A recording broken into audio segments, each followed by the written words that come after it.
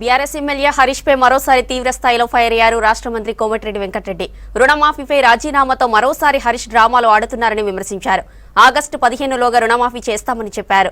రుణమాఫీపై స్వయంగా సీఎం రేవంత్ ప్రకటన చేశారని వివరించారు. రాజీనామా లేఖ ఎలా ఉంటుందో హరీష్ కు తెలియదా అని ప్రశ్నించారు. స్పీకర్ ఫార్మెట్లో రాజీనామా 1.5 నెలనే ఉంటుందని చెప్పారు. మెదక్ లోక్సభ సీటులో హరీష్ డిపాజిట్ తెచ్చుకోవాలన్నారు మంత్రి. నాటకాల రాయుడు మరొకసారి పెద్ద జోకర్ లాగా మారిపోయి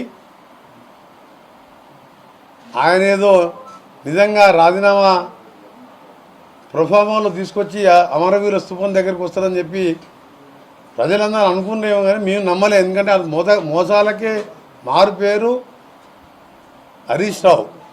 ఆయన చూస్తే జాలేస్తుంది. ఎమ్మెల్యే రాజీనామా ఇప్పుడు కూడా 1.5 లైన్ మాత్రమే ఉంటుంది ప్రొఫార్మాలో. మీరు వాట్సాప్ గ్రూప్లో కానీ మీ మీడియా మిత్రులు అందరూ కూడా చదివారు.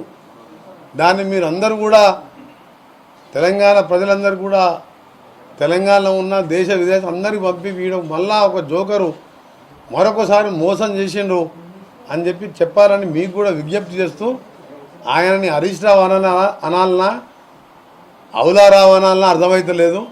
గతంలో ఓసారి తెలంగాణ ఉద్యమం మొదలుపెట్టి ఇలా మామూలు వేసినప్పుడు ఆయనకేదో మంత్రి పదవి ఇవ్వలేదని చెప్పి తెలంగాణ నాయకుడు అని చెప్పి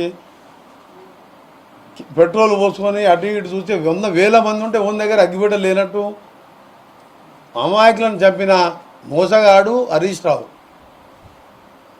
నేను ఒకటే అడుగుతున్నా, నువ్వు ప్రొఫార్మాలో తీసుకొచ్చి అక్కడ పెట్టిపోయినా మంచిదే. ఒక ముఖ్యమంత్రి స్థాయిలో ఉన్న వ్యక్తి ఆగస్టు 15వ తారీఖు చేస్తామని చెప్పినాం. అది కూడా ఎందుకు మీ పుణ్యమా, మీ దోపిడి పాలన పుణ్యమా అని మేము మాకు అధికారంలో డిసెంబర్ 7వ తారీఖు మేము ఛార్జ్ తీసుకున్నప్పుడు 3,900 కోట్ల మైనస్ బడ్జెట్తో పాటు జీతాలు ఇవ్వలేని పరిస్థితుల్లో రాష్ట్రాన్ని మాకు అప్పచెప్తే జనవరి ఫిబ్రవరిలో 5-6 తారీఖు శాలరీస్ ఇచ్చిన మార్చి ఏప్రిల్ నెలలో ఫస్ట్కే శాలరీసు పెన్షన్స్ కూడా ఇచ్చి